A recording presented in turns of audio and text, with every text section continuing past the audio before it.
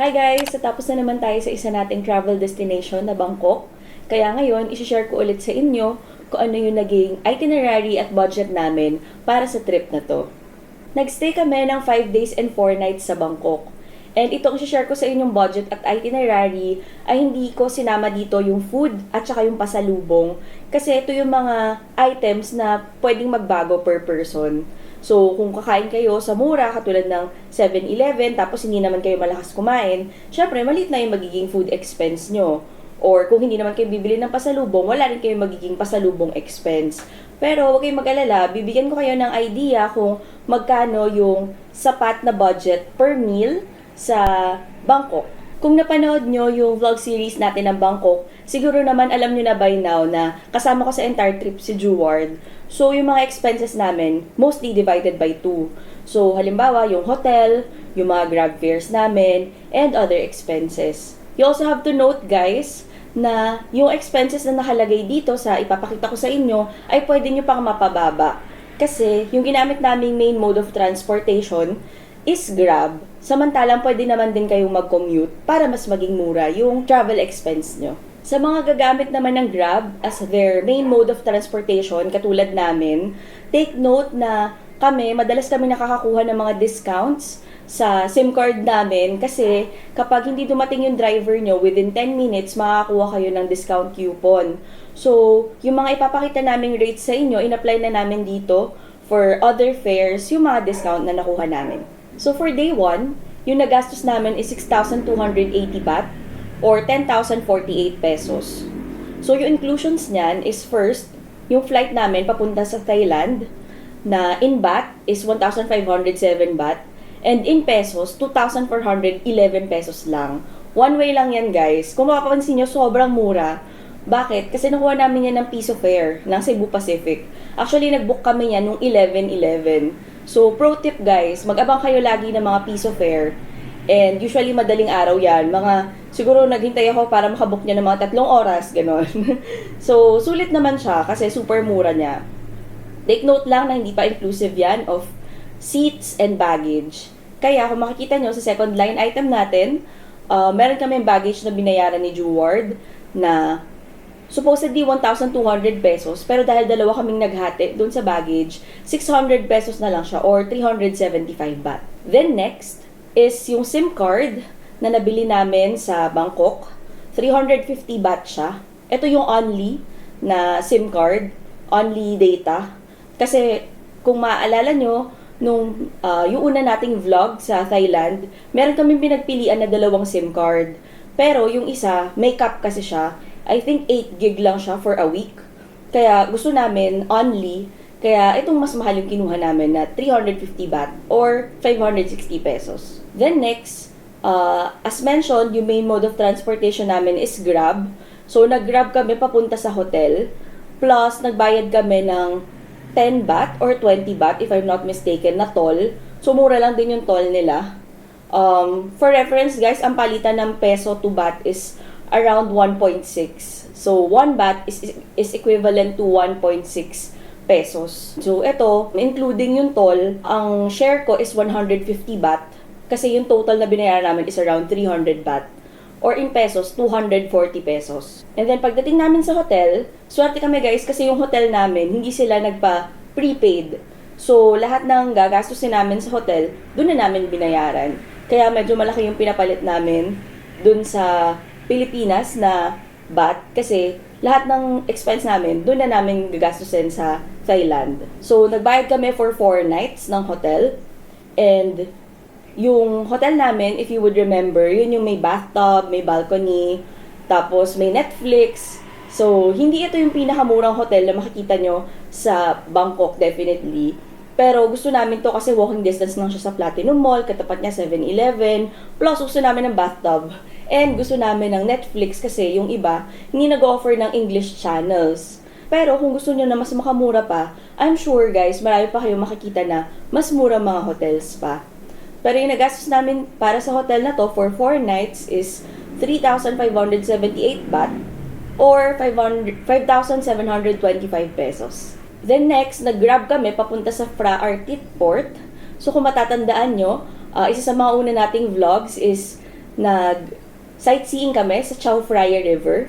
Ang binayaran namin na Grab papunta doon is 130 baht or 208 pesos. Kung mapapansin nyo, mas mahal pa yung Grab namin kaysa doon sa actual na sightseeing tour. Kasi yung hop-on, hop-off boat, 60 baht lang two-way na. So, kung one way lang yung gusto nyo, pwede kayo mag 30 baht lang. Tapos, ang baba nyo nun, dun sa kabilang port. Ang nagastos namin doon for the boat is 60 baht kasi gusto namin bumalik sa Phra Artit. And then, Grab going back to hotel is 130 baht or 208 pesos. By the way, guys, kung gusto nyo budgetin kung magkano yung magagastos nyo for the food, I would say 100 baht per meal is already decent. Pero hindi ito yung pang restaurant level, guys, ha. Halimbawa, kakain kayo sa 7-Eleven, super generous na ng 100 baht.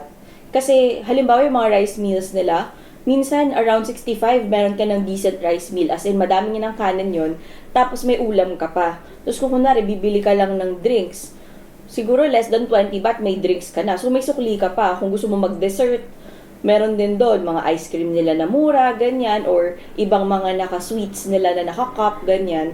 So, decent na yung 100 baht. And, nung pumunta din kami sa tourist spot, halimbawa, dun sa floating market, yung binili ni Jeward dun na braised pork, na noodles, less than 100 baht lang yon pero super sarap na. So, kung may 100 baht kayo, siguro enough na yon for every meal nyo. And may sukli pa yon. For day 2, yung nagastos namin is 943 baht. In pesos, ang equivalent niya is 1,509 pesos. Yung pinuntahan namin on this day is yung Grand Palace at saka yung Wat Po. So, Grab to Grand Palace is 75 baht or 120 pesos. Take note guys na yung mga Grab fares na to, maghahati kami ni Jeward. So, yung nakikita nyong prices dito, share ko to. So, divided by 2 na yan. So, yung totoong Grab fare niyan is around 150 baht. So, dinivide ko na yan sa 2. Share ko yan as a person, ha. Entrance to Grand Palace, ito medyo mahal. 500 baht yung entrance doon. So, around 800 pesos. Tapos, sa Wat Po naman, ito yung may reclining Buddha, guys. And, I would say, super sulit naman yung mga temples nila. Kasi, malalaki naman, pwede ka magstay ng matagal. Tapos, yung mga pagkain dun sa loob or drinks, hindi naman siya overpriced. Unlike, kunwari dito sa atin, diba?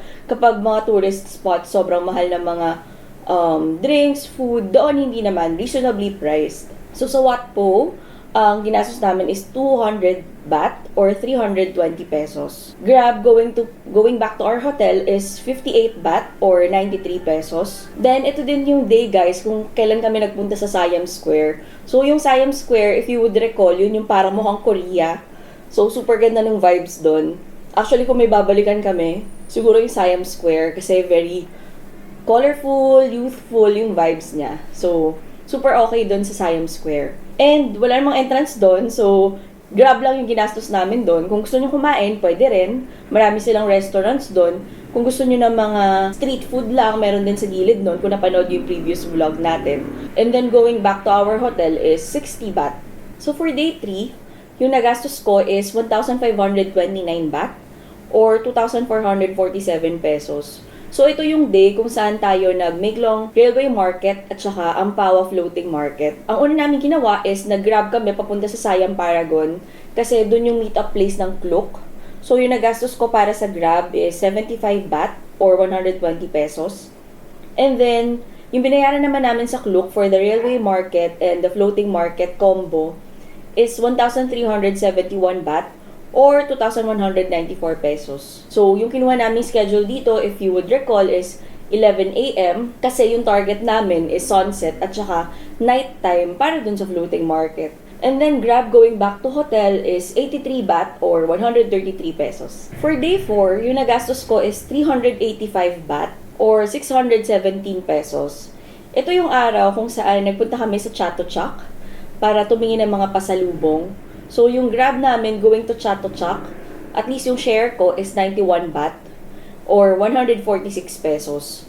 And then, kung may mga nabili kayo doon or mabibili kayo doon, pwede nyo isama dito. Again, yung vlog natin sa Chatuchak, in-include ko doon yung mga prices ng mga items or souvenirs na nakita namin. So, pwede nyo gamitin yun as basis. Kung kunwari gusto nyo bilhin yun as pasalubong, so pwede nyo na i-add kapag nagpaplano kayo ng budget and itinerary nyo for this trip. Nag-Grab kami pabalik, so ang ginastos namin is 108 baht or 173 pesos. Yun yung share ko. So, may share din si Jewel doon, nakalahati. And then, nagpunta din kami sa John Fairs. So, yung Grab going to John Fairs is 88 baht or 141 pesos. And then, Grab again going back to the hotel is 98 baht or 157 pesos. By the way, guys, yung Grab dito sa Bangkok or transportation in general, you have to consider the traffic. Kung dumating kayo ng halimbawa first day nyo, you would see kung gaano ka-traffic sa Bangkok.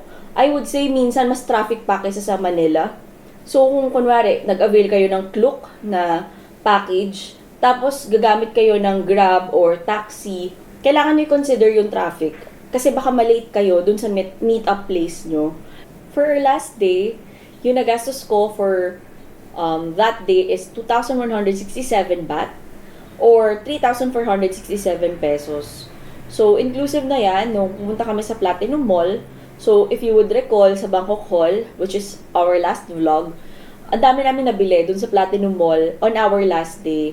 Sabi nga namin sa inyo, baka pinakamainam na magpunta sa Platinum Mall ng weekdays, especially kung hahabol lang kayo ng mga pasalubong nyo.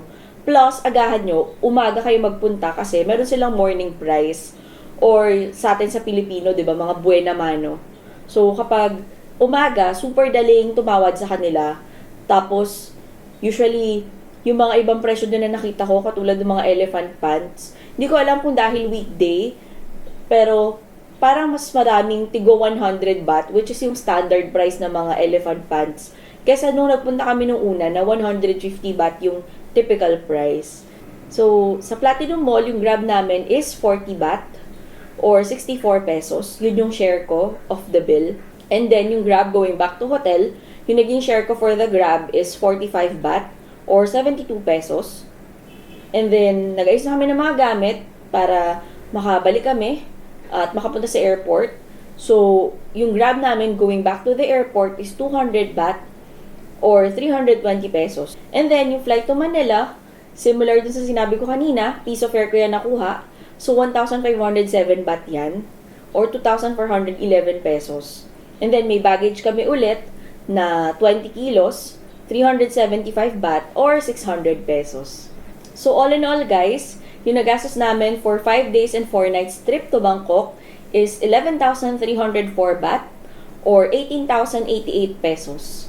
Pero, again, exclusive pa to of food and pasalubong.